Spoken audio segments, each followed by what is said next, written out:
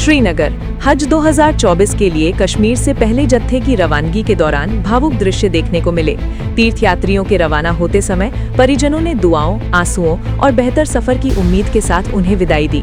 हज यात्रा पर जा रहे श्रद्धालुओं के चेहरों पर जहां खुशी और उत्साह था, वहीं अपने अपनों से बिछड़ने का दर्द भी साफ झलक रहा था। विदाई के समय माहौल पूरी तरह भावनात्मक हो गया। परिजनों ने यात्रियों की सलामती और सफल हज की दुआ करते हुए उन्हें अलविदा कहा, जबकि यात्रियों ने भी पवित्र यात्रा के लिए रवाना होते समय सभी के लिए खैरियत की दुआ की। श्रीनगर पुलिस ने 40-50 दिन की पवित्र यात्रा के लिए श्रद्धालुओं की रवानगी के दौरान कड़े सुरक्षा इंतजाम सुनिश्चित किए हैं। एसएसपी श्रीनगर ने बताया कि यात्रा के दौरान सुरक्षा के व्यापक प्रबंध किए गए हैं ताकि श्रद्धालु सुरक्षित और सुचारू रूप से अपनी यात्रा पूरी कर सकें। संवेदनशील क्षेत्रों में अतिरिक्त पुलिस बल तैनात किया गया है और निगरानी बढ़ा दी गई है। प्रशासन ने कहा कि श्रद्धालुओं की सुरक्षा सर्वोच्च प्राथमिकता है और यात्रा को शांतिपूर्ण ढंग से संपन्न कराने के लिए सभी आवश्यक कदम उठाए गए हैं। शनिवार को डीसी श्रीनगर ने बताया कि यात्रियों की रवानगी पूरी तरह सुचारू और सुरक्षित ढंग से कराई गई। उन्होंने कहा कि प्रशासन ने सभी आवश्यक व्यवस्थाएं सुनिश्चित की थीं ताकि किसी भी यात्री को परेशानी का सामना न करना पड़े। अधिकारियों के मुताबिक यात्रियों की सुविधा और सुरक्षा को सर्वोच्च प्राथमिकता देते हुए पूरी प्रक्रिया को व्यवस्थित तरीके से पूरा किया गया। मौसम विभाग ने जम्मू कश्मीर में 19 अप्रैल तक हल्की बारिश, तेज हवाओं और कुछ स्थानों पर ओलावृष्टि की संभावना जताई है। इस दौरान कई इलाकों में बादल छाए रहेंगे और रुक-रुक कर बारिश हो सकती है। विभाग के अनुसार 20 अप्रैल के बाद मौसम साफ और सूखा रहने की उम्मीद है, जिससे तापमान में धीरे धीरे बढ़ोतरी होगी। मनोज सिन्हा से प्रेरित होकर मीडिया प्रतिनिधियों ने जम्मू में नशा विरोधी रैली का आयोजन किया। इस रैली में बड़ी संख्या में लोगों ने भाग लिया और समाज को नशा मुक्त बनाने का संदेश दिया।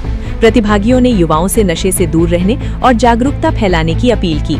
आयोजकों ने कहा कि इस तरह के अभियान समाज में सकारात्मक बदलाव लाने में महत्वपूर्ण भूमिका निभाते हैं और नशे के खिलाफ लड़ाई को मजबूत करते हैं। जोजिला पास पर ताज़ा मौसम बदलाव के चलते हालात पर लगातार नजर रखी जा रही है। अधिकारियों के अनुसार क्षेत्र में बर्फबारी और फिसलन के कारण यातायात को नियंत्रित किया गया है। प्रशासन ने बताया कि सड़क की सफाई और बहाली का कार्य जारी है ताकि मार्ग को जल्द से जल्द सुरक्षित बनाया जा सके। यात्रियों को सलाह दी गई है कि वे यात्रा से पहले मौसम और यातायात की स्थिति की जानकारी अवश्य लें। अधिकारियों ने कहा कि मौसम अनुकूल होते ही मार्ग को पूरी तरह बहाल कर दिया जाएगा और आम आवाजाही सुचारू की जाएगी। पुंछ राजा सुखदेव सिंह डिस्ट्रिक्ट हॉस्पिटल में फायर एंड इमरजेंसी सर्विसेज द्वारा एक मॉक ड्रिल आयोजित की गई।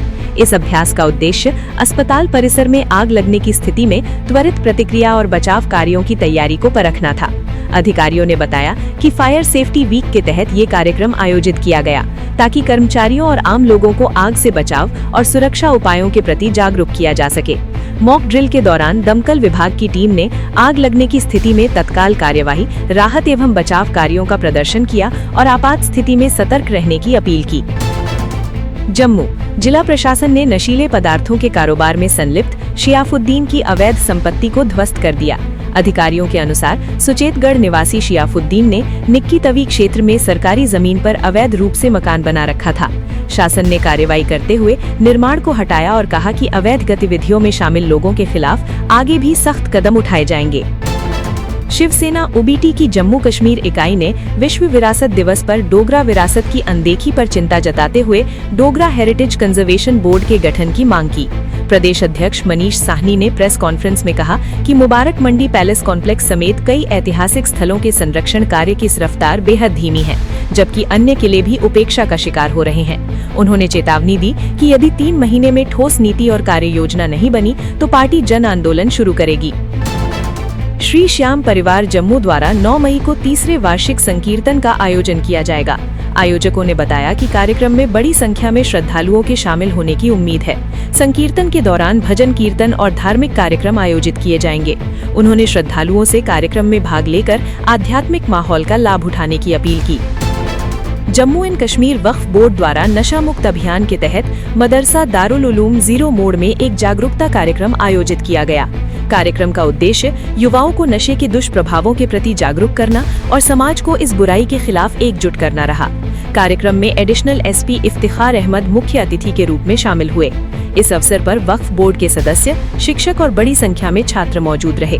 वक्ताओं ने कहा कि नशा तस्करों के खिलाफ सख्त कार्रवाई जारी है और प्रदेश को नशा मुक्त बनाने के लिए ठोस कदम उठाए जा रहे हैं। अभिभावकों से बच्चों पर नजर रखने और किसी भी संदिग्ध गतिविधि की जानकारी पुलिस को देने की अपील की गई। करण नगर के श्री हनुमान जी चौक अम्फल्ला में मूर्ति स्थापना दिवस पर भव्य भंडारे का आयोजन किया गया, जिसमें हजारों श्रद्धालुओं ने प्रसाद ग्रहण किया। कार्यक्रम में युद्धवीर सेठी सहित कई गणमान्य लोग शामिल हुए। इस दौरान सभी ने भगवान हनुमान से क्षेत्र की सुख समृद्धि और शांति की कामना की। आयोजकों के अनुसार हर वर्ष इस अवसर पर भंडारे का आयोजन किया जाता है, जिसमें बड़ी संख्या में श्रद्धालु भाग लेते हैं। जस्टिस सूर्यकांत ने कहा कि वही विकास उचित है जो पर्यावरण के प्रति जिम्मेदार हो। उन्होंने जोर दिया कि भारत की प्रगति को पारिस्थितिक संतुलन और ऊर्जा न्याय के सिद्धांतों के अनुरूप होना चाहिए। दिल्ली पुलिस ने पूर्वी दिल्ली के मधु विहार क्षेत्र में करीब 1 करोड़ रुपए की चोरी के मामले का खुलासा करते हुए 5 लोगों को गिरफ्तार किया है, जिनमें चोरी का सामान खरीदने वाला एक सुनार भी शामिल है। पुलिस के अनुसार आरोपियों के पास से कीमती सामान बरामद किया गया है और मामले की आगे जांच जारी है। National institute of technology Kurukshetra में 1 महीने के भीतर तीसरी आत्महत्या की घटना के बाद छात्रों में आक्रोश फैल गया और विरोध प्रदर्शन शुरू हो गए। स्थिति को देखते हुए प्रशासन ने 4 मई तक प्रेप हॉलिडेज घोषित करने का फैसला किया है। छात्रों ने मानसिक स्वास्थ्य समर्थन और बेहतर व्यवस्थाओं की मांग की है।